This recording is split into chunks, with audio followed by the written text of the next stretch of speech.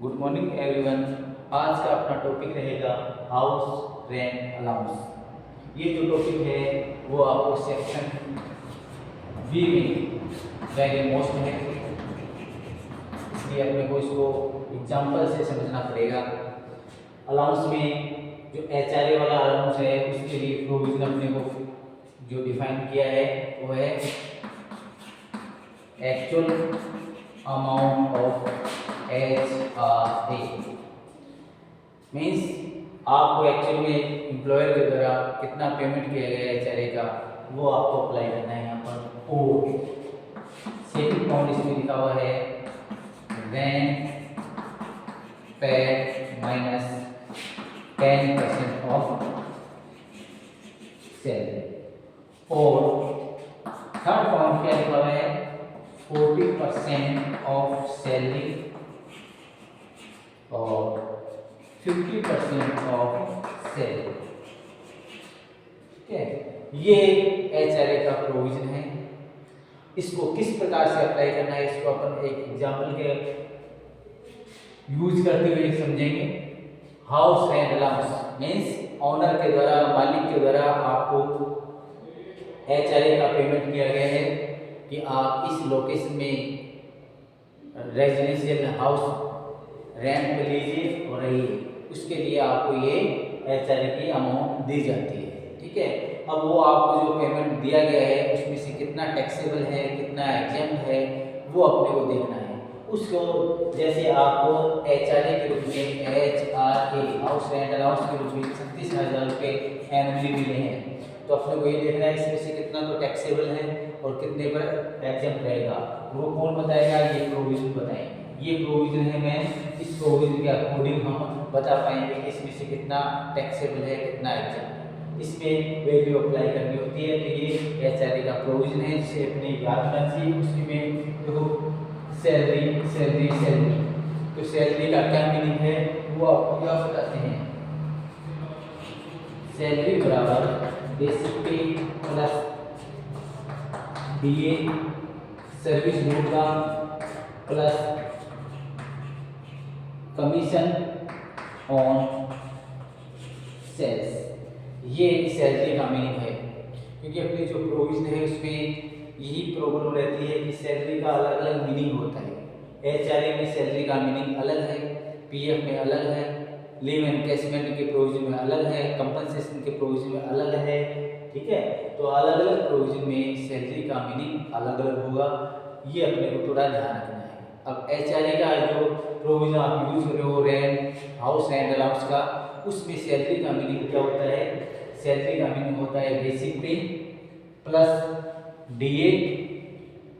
अब डीए के नीचे आप आगे मैंने लिख दिया है on service rule. On service rule का मतलब ये होता है कि आपको क्वेश्चन में लिखेगा डीए ऑन सर्विस रूल, या हिंदी में लिखेगा सेवा शर्तों वाला, तो आपको इसमें शामिल करना है, इंक्लूड करना है। Clear? Commission on sales, commission on sales आपको शामिल करना है। क्वेश्चन में यदि कमीशन ऑन सेल्स नहीं लिखा हुआ है तो आपको क्या करना है, उसको यहाँ पर यूज नहीं करेंगे, क्योंकि कमीशन जो होते हैं वो भी एक फिक्स कमीशन होता है और एक कमीशन ऑन सेल्स परसेंटेज वाला होता है। तो सेल्स परसेंटेज वाला यहाँ पर लिखना है, फिक्स वाला अपने को नहीं लिखना है। क्लियर? और डीए, डीए कौन सा? ऑन सर्विस रूल, सेवा शर्तों वाला। हिंदी में जो आपको ऐसे मिलेगा ब्रैकेट में लिखा हुआ सेवा शर्तों वाला, और इंग्लिश में मिलेगा on service rule, according service rule ऐसे लिखा हुआ मिलेगा। वो सभी आपको शामिल करने हैं, उनका टोटल करना है, उसका मीनिंग सैलरी का मीनिंग आ जाएगा। और उसे 10% ऑफ सैलरी, तो इसका जो टोटल है उसका 10% यहाँ लिखना है। 40% ऑफ सैलरी, 50% ऑफ सैलरी, ये आपको फॉर बिग सिटी, 4 बड़े शहरों में जो आपको क्या करना है, फॉर बिग सिटी में तो आपको 50% करना है, और अदर में सिटी है उसमें 40% करना है।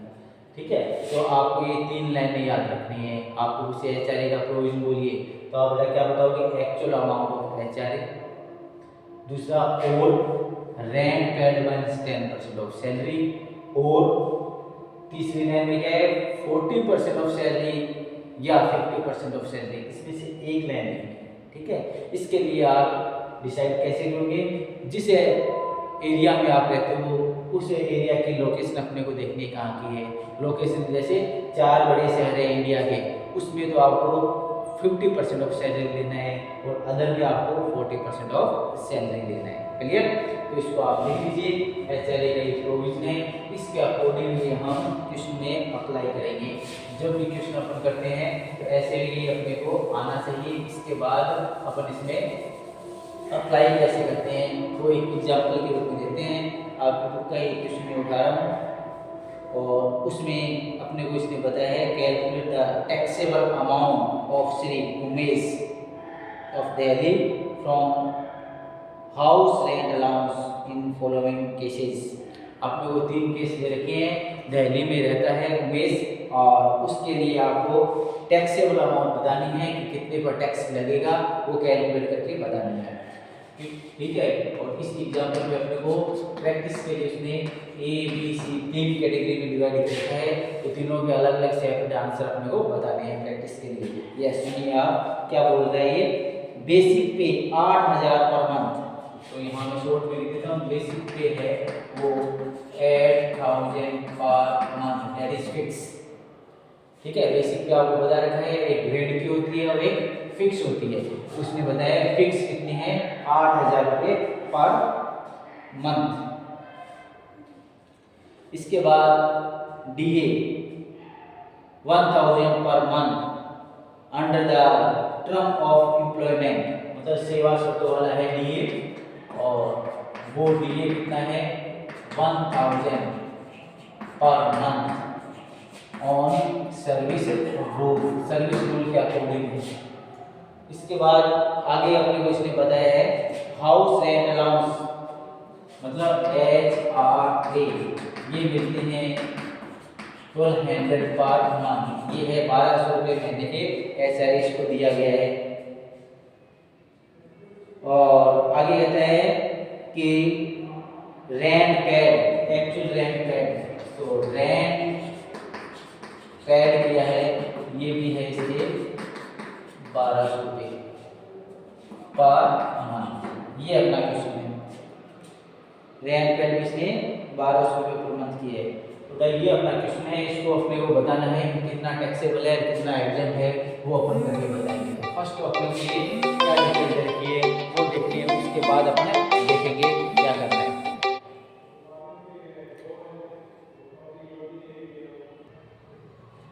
तो अपने को जो क्वेश्चन में दे रखे हैं उसको डिटेल से देखना है। बेसिक पे अपने पास दिए है, HRA है, रेंट पेड ये दे रखे हैं। ठीक है, अब इसको अपने अप्लाई करके देखते हैं।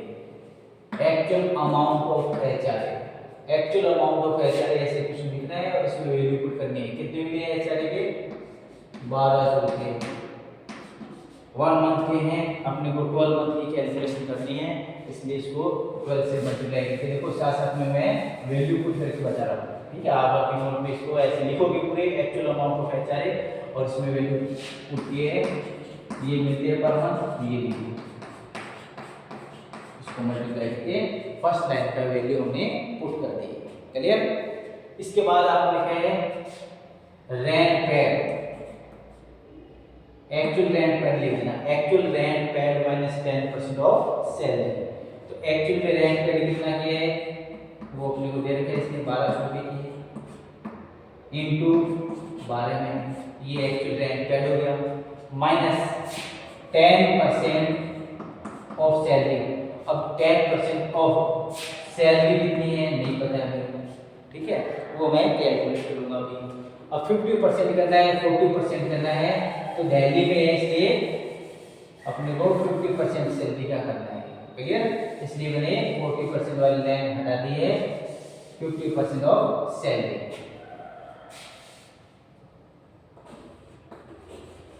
सैलरी 50% सैलरी का अपने को देखना है। क्लियर?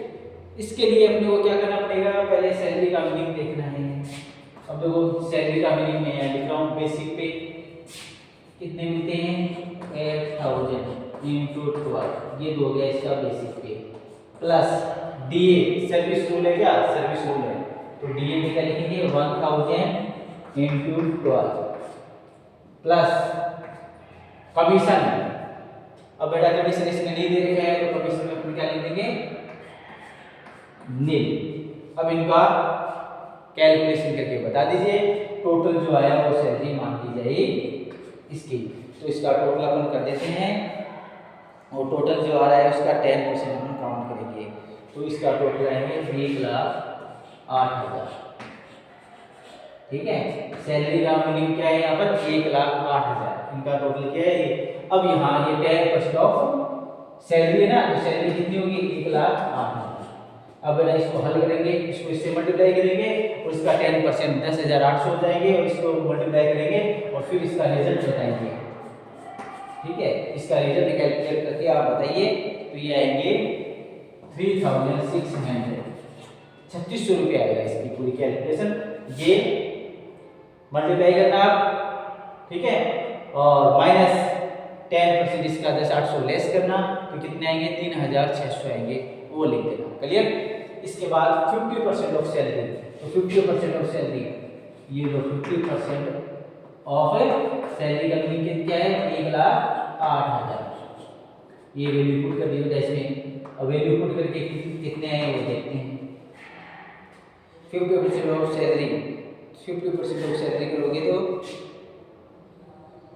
इसकी हाफ है वो लिख देंगे अपन। ठीक है, लोकेशन अपने को देखनी है 40% हो तो 40% का कोडिंग करना और या 50% ऑफ सैलरी कितने की 54,000 और दिल्ली में नहीं रहता है तो इसकी कितना हो जाएगी 40% ऑफ सैलरी। क्लियर। अब तीनों पॉइंट अपने को देखना है कि एवरेज लेस, इनमें से जो कम है वो एग्जेप्ट कर दिए जाएंगे। तो सबसे कम जो फर्स्ट में ये, दूसरे में ये है और तीसरे में ये है। विच एवरेज लेस मतलब इनमें से कम कौन सा है, सबसे कम है, सबसे छोटी अमाउंट कितनी है 3600 रुपये। तो 3600 रुपये का इसको डिडक्शन मिलेगा। क्लियर। कितने का मिलेगा 3600 रुपये का इसका डिडक्शन इसको मिल पाएगा क्योंकि सबसे अधिक अमाउंट, सबसे छोटी अमाउंट है वो 3600 रुपये। तो अपन अब देखो इसका आंसर बता देते हैं कितना होगा। अपन ऐसे लिखेंगे HRA कितना मिला इसको 1200 इंटू 12 ये लीजिए ये, फिर लिखेंगे लेस एग्जेम्प्ट, एग्जेम्प्ट कितना हुआ है ये लेस कर देंगे इसमें।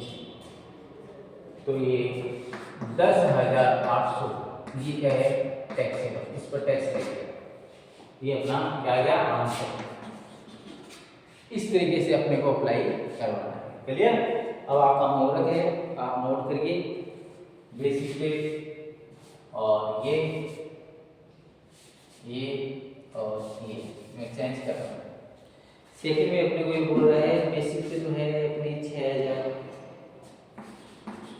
ठीक है, बेसिक पे कितनी है 6,000 और कमीशन है, कमीशन दे रखे इसमें कमीशन 20 लाख की सेल्स है और 1% काउंट करना है। 20 लाख पे कितना करना है परसेंट 1% कमीशन मिलेगा।